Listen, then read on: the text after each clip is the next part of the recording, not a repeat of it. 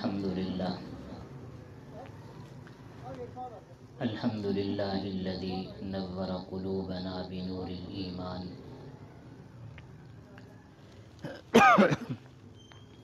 وزين إيماننا بالأنوار الأحاديث والقرآن أرسل رسوله بالهدى ودين الحق ليظهره على الدين كله ولو كره المشركون أما بعد صلى الله على النبي الكريم وعلى آله وصحبه وأهل بيته ومن تبعهم أجمعين. أعوذ بالله من الشيطان الرجيم. بسم الله الرحمن الرحيم.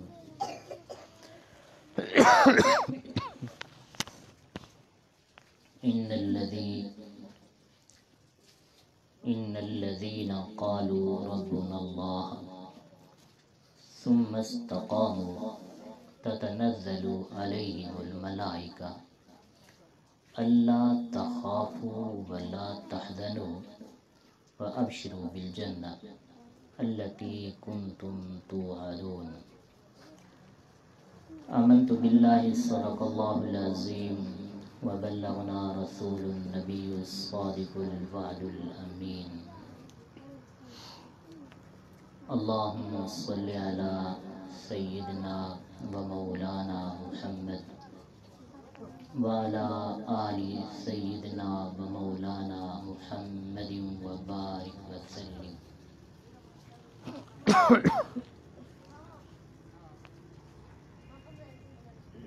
میرے محترم دوستوں، بھائیوں اور سماعت فرمانے والی اسلامی ماؤں بہنوں، رب العالمین کے فضل و کرم سے ایک بار پھر ماہانہ محفل ذکر سلسلہ عالیہ نقشبندیہ یاسینیہ کی ہم سب کو نصیب ہو گئی. اللہ تعالیٰ اپنے محض فضل سے قبول اور مقبول فرما لیں. ہم اپنی اصلاح کے لیے اور اپنی مغفرت کے لیے یہ ترتیب کرتے ہیں. اللہ تعالیٰ ہماری اصلاح بھی فرمائے اور ہماری مغفرت بھی فرمائے. اور جنہوں نے سلسلہ کی آبیاری کی، جن کا یہ فیضان ہے، اور وہ لوگ جو اس سلسلہ سے محبت کرتے ہیں، تعاون کرتے ہیں، خدمت کرتے ہیں، رب العالمین سب کو جزائے خیر نصیب فرمائے.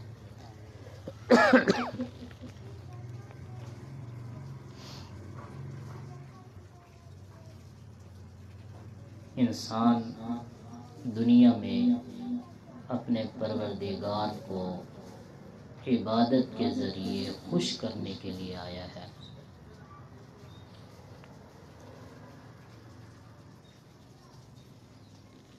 اور اللہ رب العزت واقعتاً ایسے آدمی سے خوش ہوتے ہیں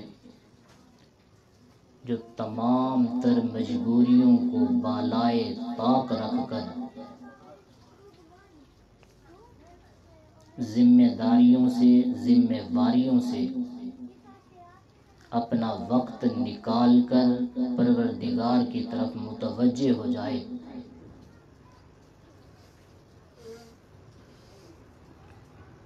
حدیث مبارک میں آتا ہے قیامت کے روز رب العالمین ان لوگوں سے خوش ہوں گے اور انہیں خوش کر کے راضی کر دیں گے جن کی شکایت ان کے بستر کریں گے. آخرت کے روز، قیامت کے دن بستر انسان کی شکایت کریں گے کہ اے مالک لم یزل، اس سے پوچھو کہ اس نے ہمارا حق ادا کیوں نہ کیا. یعنی ساری رات یا اکثر رات ان کی بستر پہ نہیں، جس وقت لوگ سہولیات کو استعمال کر رہے ہوں، جس وقت لوگ ضروریات کے پیچھے بھاگ رہے ہوں، یا جس وقت لوگ آرام کرنے کے لیے بدمست ہوئے پڑے ہوں، اسی وقت جو بندہ اٹھ کر پروردگار کے حضور مصلی پہ آ کے سر سجدے میں رکھتا ہے، پروردگار کو دنیا اور ما فیہا سے وہ بندہ بہت پیارا لگتا ہے، اور قیامت کے روز پروردگار اس کو اپنا دیدار کروا کر اپنی جنت میں جگہ دے کر اس آدمی کو بھی خوش کر دیں گے۔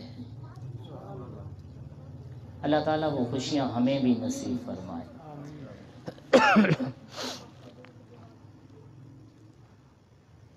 کوئی آدمی ایسا نہیں ہے جو اپنے پروردگار کو خوش کرنے کے لیے تیار نہ ہو، بس دنیا کی مجبوریاں، مصروفیات ایسی ہیں جو اسے اس طرف آنے کو وقت ہی نہیں دیتی۔ ایسا کوئی مسلمان نہیں ہے جو یہ نہ چاہتا ہو کہ میں پروردگار کو راضی کروں، میرا پروردگار مجھ سے راضی ہو، مگر وہ اللہ رب العزت کی رضامندی کے اعمال کرنے سے وہ اس لیے قاصر ہوتا ہے کہ اسے جسمانی مجبوریاں اور کاروبار کی مجبوریاں اور ماحول کی مجبوریاں اس وقت مجبور کر دیتی ہیں کہ وہ تمام تر معاملات میں اس طرح پھنس جاتا ہے کہ اسے وقت ہی نہیں نکلتا کہ وہ پروردگار کے حضور آئے اور رو رو کر آنسو بہائے اور اپنی فریاد پیش کرے کہ کائنات کے رب مجھے اپنا بنا لے۔ پھر بھی ان مجبوریوں سے نکل کر جس کے پاس جتنا وقت ہوتا ہے وہ اتنے وقت کے لیے جب پروردگار کے سامنے سر جھکاتا ہے تو پروردگار اس کو قبول فرما لیتے ہیں کہ میرے بندے کو نفس نے روکا، میرے بندے کو شیطان نے روکا، میرے بندے کو دنیا نے روکا، میرے بندے کو حوادثات نے روکا، ان سب کے باوجود وہ میرے در پر آیا ہے تو پروردگار فرماتے ہیں اب خالی نہ جا، تیرا کام ہاتھ پھیلانا ہے، میرا کام تیرے دامن کو بھر دینا ہے، تیرا کام فریاد کرنا ہے، اور میرا کام یہ ہے کہ تیری دعاؤں کو قبول کر کے وہ کچھ عطا کر دوں جو تجھے ضرورت ہے اور جو تو مانگ رہا ہے، اور وہ کچھ بھی عطا کر دوں جو تجھے ضرورت ہے اور مانگنے سے قاصر ہے۔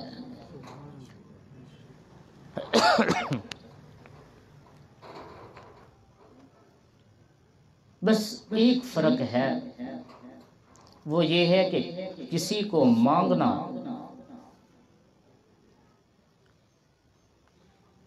جو کچھ مانگتا ہے وہ پروردگار اس کا مانگنا اسی وقت عطا کر دیتے ہیں، اور کچھ لوگ ایسے ہوتے ہیں جن کو اسی وقت نہیں ملتا، بعد میں مل جاتا ہے۔ کچھ ایسے ہوتے ہیں جن کو وہ نہیں ملتا جو وہ مانگ رہا ہے، لیکن اس سے افضل اعلیٰ ترین چیز دی جاتی ہے، یا پھر جو اس پہ آنے والی کوئی مصیبت، کوئی تکلیف، کوئی پریشانی، کوئی آزمائش ہوتی ہے وہ اس دعا کی برکت سے وہ ہٹا دی جاتی ہے۔ اور کبھی ایسا بھی ہوتا ہے اس کو دنیا میں کچھ بھی نہیں دیا جاتا، اس کی دعاؤں کو اس کے لیے ذخیرہ بنا دیا جاتا ہے۔ وہ جب اپنی کتاب کو پڑھے گا، نامہ اعمال کو، تو محشر کے روز پوچھے گا اے پروردگار یہ نیکیاں کہاں سے آ گئیں جو میں نے کی بھی نہیں تھیں؟ پروردگار فرمائیں گے تو نے دنیا میں مانگا تھا، ہم نے تمہیں دنیا میں نہیں دیا تھا، مگر تو نے اس پر استقامت اختیار کی، صبر کیے رکھا، واویلا نہیں کیا، فریاد نہیں کی، آگے لوگوں کو گلا نہیں کیا، شکایت پیش نہیں کی، تو نے اس پر استقامت پیش کی تو ہم نے تمہیں وہ سارا کا سارا انعام کے طور پر اب دے دیا ہے۔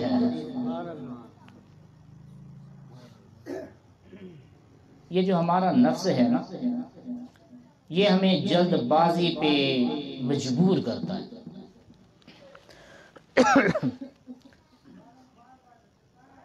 کیونکہ خلق الانسان العجولا، انسان کو بنایا ہی جلد باز کیا ہے، وہ جلد بازی کرتا ہے، کہتا ہے جیسے میں نے کہہ دیا ایسا ہو جانا چاہیے. پھر شیطان اس پہ اثر کرتا ہے کہ وہ پروردگار کی رحمت کے معاملے میں شک پیدا کرتا ہے. اب آدمی نے دعا مانگی، پھر وہ دعا پوری نہ ہوئی تو لوگوں سے کہتا پھرتا ہے جناب میں نے دعا مانگی تھی اللہ رب العزت سے کہ اللہ کے خزانے میں کمی تھی، اگر وہ دے دیتا تو ملی کیوں نہیں؟ اس کے اسباب ہیں، اللہ رب العزت کے کچھ ضابطے اور قانون ہیں. ہو سکتا ہے تو نے قانون اور ضوابط کے مطابق نہ مانگا ہو، لیکن پھر بھی جب وہ اللہ رب العزت کے معاملے میں صبر اور استقامت سے کام لیتا ہے تو پروردگار اسے قیامت کے روز وہ انعام عطا فرمائیں گے کہ بندہ خوش ہو جائے گا. سبحان اللہ سبحان اللہ. قرآن مجید نے ارشاد فرمایا ان الذین قالوا ربنا اللہ، وہ لوگ جو کہتے ہیں ہمارا رب اللہ ہے.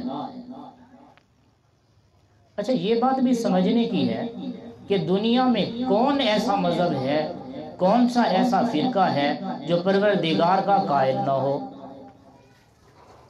دنیا میں جتنے بھی ہزارہ لکھوں مذاہب اور مسالک ہیں، ان میں سے سوائے ایک دہریہ مذہب کے دنیا میں دوسرا کوئی مذہب ایسا نہیں ہے جو پروردگار کو نہ مانتا ہو. اچھا وہ جو کافر تھے، جو مشرک تھے، وہ بھی پروردگار کو مانتے ہیں، اللہ کو رب مانتے ہیں اور مانتے تھے. چنانچہ قرآن مجید میں حضرت یونس علیہ السلام کا جو واقعہ بیان ہے اس سے یہی واضح ہے کہ وہ جب ڈوبنے لگی تھی کشتی، پریشان ہوئے تو سب نے کہا اپنے پروردگار کو پکارو. مشرک تھے، اللہ کی صفات میں، اللہ کی ذات میں، دوسروں کو اللہ کے احکام میں دوسروں کو شامل کرتے تھے، لیکن پھر بھی پروردگار کو مانتے تھے، اللہ کی قدرت کو مانتے تھے اور اللہ کی معبودیت کو مانتے تھے. مگر ایک فرقہ ہے جو اللہ رب العزت کی ذات کا منکر ہے، اس کے سوا کوئی منکر نہیں ہے. تو پھر قرآن مجید نے کیوں کہہ دیا ان الذین قالوا ربنا اللہ؟ بس وہ لوگ جو اللہ کو اپنا رب کہتے ہیں، اللہ کو اپنا پروردگار کہتے ہیں. تو اللہ رب العزت یہ بات سمجھانا چاہتے ہیں کہ یوں تو اللہ کو رب ماننے کے لیے ساری دنیا تیار ہے، لیکن اللہ کے احکام ماننے کو تیار نہیں ہے. لیکن وہ لوگ جو اللہ کو ہر حال میں اپنا رب سمجھتے ہیں، اپنا پروردگار سمجھتے ہیں، اپنا دینے والا سمجھتے ہیں اور جرت والا سمجھتے ہیں، طاقت والا سمجھتے ہیں، پھر اس کے بعد اگر ان پہ کوئی معاملہ بھی ایسا پڑے کہ جس معاملے میں وہ اس قدر مجبور ہو جائیں کہ انہیں شرک کرنا پڑے، انہیں بدعات کرنی پڑے، انہیں رسومات کرنی پڑے، انہیں پروردگار کو چھوڑ کر کسی ادنا اعلیٰ سے مانگنا پڑے، کسی اور کے سامنے سجدہ کرنا پڑے، کسی اور کے سامنے سر جھکانا پڑے، وہ اس حالت میں کبھی بھی اللہ کو چھوڑ کر کسی اور کے در پہ جانے کو تیار نہیں ہوتے. بس وہی لوگ ہیں جو کہتے ہیں ہمارا رب اللہ ہے، اللہ کو اپنا رب مانتے ہیں. پھر کیا ہوتا ہے؟ ایسے بھی ہوتا ہے کہ اس پہ آزمائشیں آتی ہیں. ایک آزمائش ہوتی ہے قبض کی، ایک ہوتی ہے بسط کی، اس طرح اور بھی بہت سی آزمائشیں آتی ہیں انسان پہ. وَلَنَبْلُوَنَّكُمْ بِشَيْءٍ، اللہ تعالیٰ نے بتا دیا کہ ہم کس کس انداز سے انسان کو آزماتے ہیں. پھر جب اس پر مصیبت پڑے، حالات کی وجہ سے، واقعات کی وجہ سے، اپنے گناہوں کی وجہ سے، لوگوں کی دشمنی کی وجہ سے، کچھ اپنے دوستوں کی کمینگی کی وجہ سے، کچھ ماحول کی وجہ سے اور کچھ دشمنان اسلام کی وجہ سے، جب انسان پہ کوئی تکلیف لوٹ آئے پھر وہ کہے نہیں جی میں تو ایسا نہیں ہوں، میں ایسا نہیں کرتا ہوں، اب میرا نماز میں دل نہیں کرتا، پروردگار کے حضور دعا میں دل نہیں لگتا، مراقبے کرنے سے کیا فائدہ ہے، اللہ والوں کے در پہ جانے سے کیا فائدہ ہے، دعائیں منگوانے کا کیا فائدہ ہے۔ جب اس پہ یہ حالت پڑ جائے وہ اس حالت میں بھی کہے ربنا اللہ، ہمارا رب اللہ ہے، ثم استقاموا، پھر اس پہ وہ قائم رہ جائے، تتنزل علیہم الملائکہ، پھر پروردگار اس پہ رحمت کے فرشتے نازل کرتے ہیں۔ سبحان اللہ سبحان اللہ سبحان اللہ۔ شرط یہی ہے ثم استقاموا، استقامت اختیار کرے۔ تتنزل علیہم الملائکہ، اس پہ صرف 2 فرشتے نہیں، 4 نہیں، پوری جماعت فرشتوں کی آتی ہے۔ اللہ تخافوا ولا تحزنوا، فرشتے آ کر کہتے ہیں خبردار آج کے بعد تجھے غم بھی نہیں آئے گا، خوف بھی نہیں آئے گا۔ وَأَبْشِرُوا بِالْجَنَّةِ، اس سے بڑی خوشخبری یہ ہے کہ اللہ رب العزت تجھے جنت عطا فرمائیں گے۔ دیکھا دنیا کا ہر خوف، ہر غم انسان، ہر غم اور خوف سے انسان نجات پا جائے گا اور آخرت میں اسے جنت بھی ملے گی۔ صرف اس پہ شرط اتنی ہے کہ پروردگار کو اپنا رب جانے، اللہ کو اپنا مالک مانے، اللہ کو اپنا معبود برحق مانے کہ سب کچھ اللہ سے ہوتا ہے، اللہ کے غیر سے کچھ بھی نہیں ہو سکتا۔ وَتُعِزُّ مَن تَشَاءُ وَتُذِلُّ مَن تَشَاءُ، عزت بھی اللہ کی طرف سے ہے، ذلت بھی اللہ کی طرف سے ہے۔ تُؤْتِي الْمُلْكَ مَن تَشَاءُ اور تَنزِعُ الْمُلْكَ مِمَّن تَشَاءُ، دینے والی ذات بھی اللہ کی ہے، لینے والی ذات بھی اللہ کی ہے۔ جو ان تمام باتوں پر ہر حال میں پروردگار پہ یقین کامل رکھتا ہو، ایمان صادق رکھتا ہو اور پھر اس پر استقامت بھی رکھتا ہو، وہ دنیا میں بھی کامیاب ہے، آخرت میں بھی کامیاب ہے۔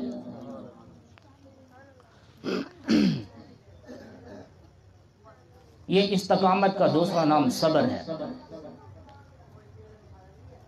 آج چونکہ ہماری اللہ والوں سے نسبت نہیں ہے تو ہمیں صبر نہیں آتا، ہم میڈیا کے پلے ہوئے لوگ ہیں، اس لیے ہمیں صبر کا پتہ نہیں ہے۔ ایک بزرگ تھے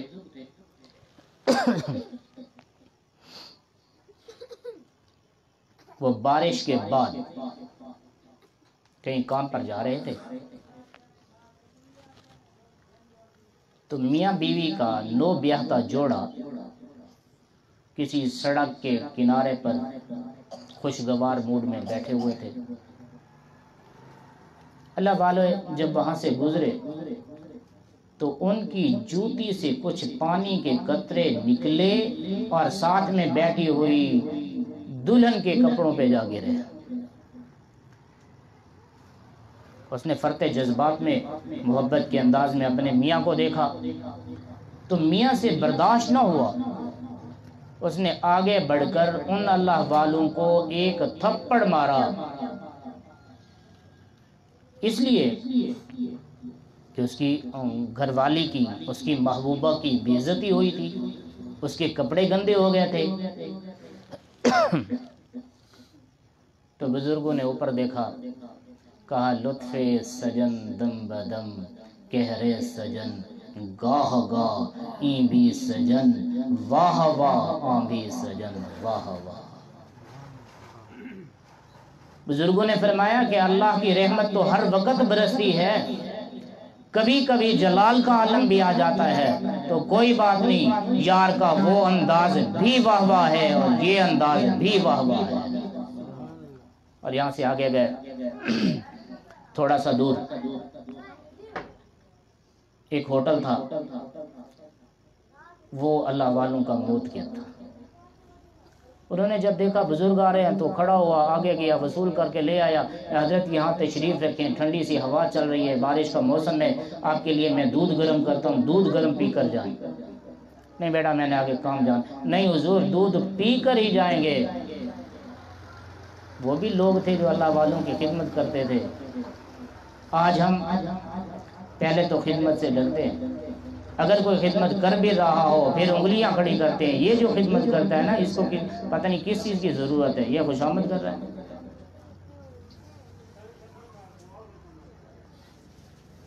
خیر اللہ ہماری سوچوں کو بہتر کر دے۔ تو اس آدمی نے اللہ والے کی محبت میں دودھ گرم کیا اور دودھ کا پیالہ دیا۔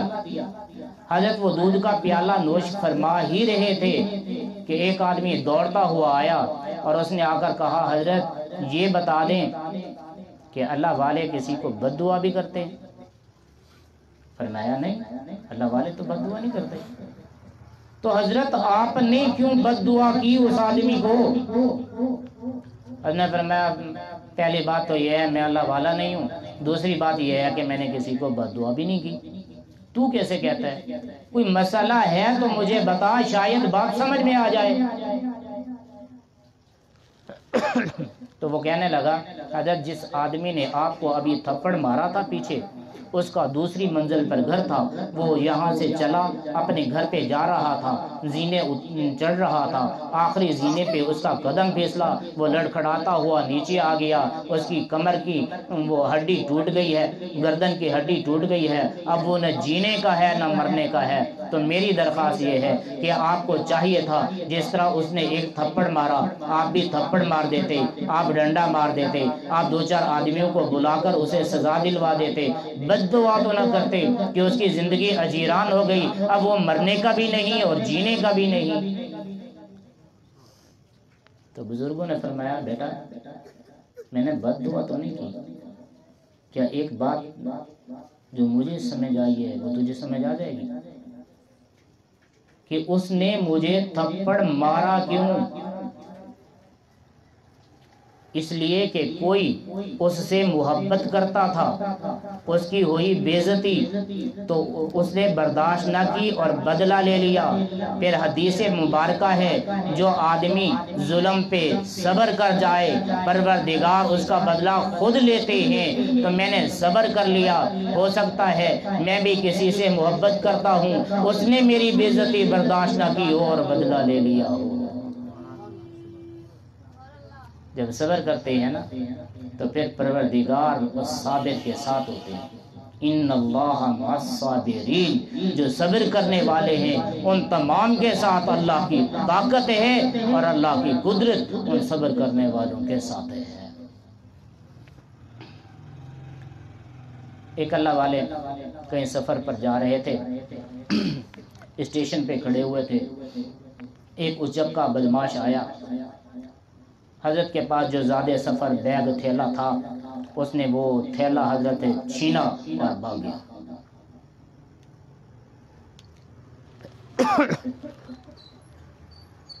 حضرت چاہتے تو کسی کو کہہ دیتے جناب یہ بندہ جو بھاگ رہا ہے یہ میرا چور ہے، تو وہ پکڑا جاتا، لیکن حضرت نے اس پہ برداشت کی، صبر اختیار کیا۔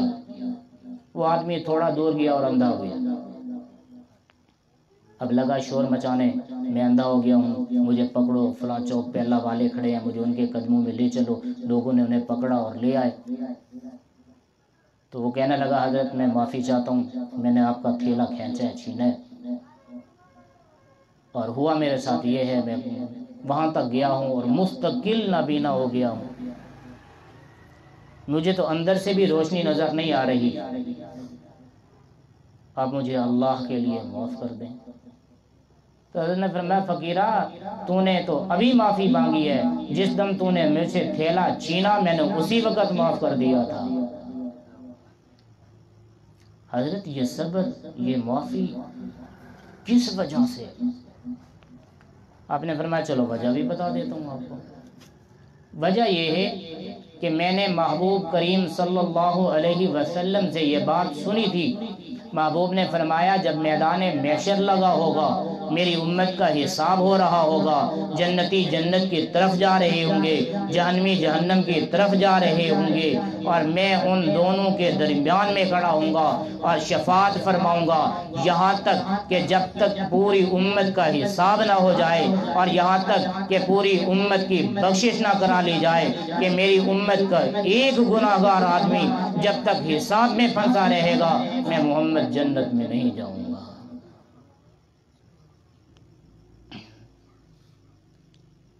پھر میں نے سوچا کہ جب تک یہ چور میرے اس تھیلے کا حساب دیتا رہے گا، اتنی دیر تو میرے محبوب جنت سے باہر کھڑیں گے نا۔ تو میں نے فوراً سے پہلے اس کو معاف کر دیا، تاکہ جب اس کے حساب کی باری آئے نہ اسے لمبا حساب دینا پڑے، نہ میرے محبوب کو باہر ٹھہرنا پڑے۔ لوگوں نے کہا بات سمجھ آ گئی۔ جس محبوب کی محبت میں آ کر تم نے اپنے سفر کی مشکلات پہ صبر اختیار کر لیا اور اس آدمی کو معاف کر دیا، پروردگار نے اسی محبوب کی محبت میں آ کر کہ میرے محبوب کا امتی ہو اور پھر اس طرح پریشان رہے، تو اس پہ ظلم کرنے والے سے فوراً بدلہ لے لیا۔ حضرت عبداللہ ابن عباس رضی اللہ تعالی عنہ کی آنکھ میں کسی وجہ سے پانی اتر آیا، تو ڈاکٹروں نے کہا، طبیبوں نے کہا، حضرت آپ کی آنکھ ٹھیک ہو سکتی ہے، علاج ہو سکتا ہے آپ، لیکن اس کی شرط یہ ہے کہ چند دن آپ کو زمین پہ سجدہ روکنا پڑے گا، سجدہ نہ کرے گا۔ حضرت نے فرمایا جاؤ، آنکھیں جاتی ہیں تو کیا ہوا، میں کسی بھی طور پر ایک لمحے کے لیے بھی یہ قبول کرنے کو تیار نہیں ہوں کہ میں زندہ و موجود ہوں پھر بھی زمین پر سجدہ نہ کر سکوں پروردگار کا۔ تو انہوں نے ساری زندگی بینائی کے بغیر صبر میں گزار دی اور پروردگار کی خاطر ایک سجدہ قضا نہ کیا، تو رب العالمین نے انہیں وہ انعام عطا فرمایا ہے کہ وہ مفسر قرآن بنے ہیں۔ اللہ رب العزت نے انہیں وہ درجہ عطا فرمایا ہے جو تفسیر قرآن اور فتوے دینے والے اور بھی صحابی تھے، ان میں سے ایک عبداللہ ابن مسعود ہیں رضی اللہ تعالی عنہ، متجر عالم ہے، مفسر قرآن ہے۔ پھر ان کے پاس جب کوئی مسئلہ پیش آتا تو وہ کہہ دیتے مسئلہ ایسے ہے، اور سننے والا اگر کہتا میں نے ابن عباس سے یوں سنا ہے، تو ابن مسعود رضی اللہ تعالیٰ عنہ اپنی زبان پہ اپنے منہ پہ ہاتھ رکھ لیتے، فرماتے میری بات کو چھوڑ، ابن عباس کی بات کو اول میں لے لے۔ تو یہ صبر کرنا ہے اپنے کسی بھی معاملات میں، پروردگار کا دروازہ چھوڑ کر جانا کہیں نہیں ہے۔ دوست دوستی میں خرابی کرے، دشمن دشمنائی میں خرابی کرے، حاکم وقت ظلم و تشدد پہ اتر آئے، سب کچھ ہوتا ہے تو ہوتا رہے، بندہ پروردگار کا دامن نہ چھوڑے، ثم استقاموا، اس پہ استقامت کرتا رہے، اللہ تخافوا ولا تحزنوا، خبردار اسے خوف بھی نہیں آئے گا اور حزن بھی نہیں آئے گا، یعنی باہر کی تکلیف بھی نہیں ہوگی، جسم کے اندر کی تکلیف بھی نہیں ہوگی۔ وَأَبْشِرُوا بِالْجَنَّةِ، اور اسے بشارت ہے کہ اس کے مرنے کی دیر ہے، جنت میں جانے کی دیر کوئی نہیں۔ دشمن سے کہو جو زور لگانا ہے لگا لے، دوستوں سے بھی کہو جو بدمستیاں کرنی ہیں کر لے، ہم کوئی لاوارث ہیں؟ ہمارا ہاتھ رسول اللہ کے ہاتھ میں ہے اور ہمارا دل اللہ رب العزت کے ہاتھ میں ہے۔ استقامت کی ضرورت ہے، صبر کی ضرورت ہے، اور جو صبر نہیں کر سکتے، قرآن نے واضح لفظوں میں کہہ دیا ان الانسان لفی خسر، پکی بات ہے وہ انسان خسارے میں ہے۔ الا الذین آمنوا، ان کے سوا جو ایمان لائے ہیں، وعملوا الصالحات، جو نیک عمل کرتے ہیں، وتواصوا بالحق، جو حق پہ رہتے ہیں، وتواصوا بالصبر، جو صبر کرتے ہیں۔ ان چاروں کے علاوہ ایمان والے، عمل صالح والے، حق پہ رہنے والے، صبر کرنے والے، یہ کامیاب ترین لوگ ہیں۔ ان کے علاوہ جتنے لوگ ہیں وہ سارے نقصان میں ہیں۔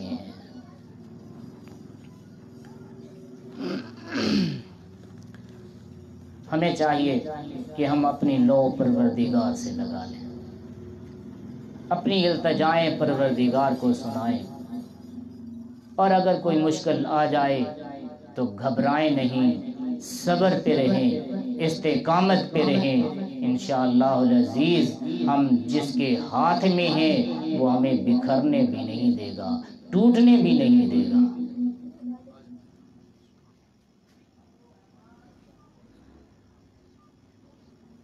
حضرت علی رضی اللہ تعالیٰ عنہ دعا فرما رہے تھے، فرماتے ہیں یا من یرا ما فی الضمیر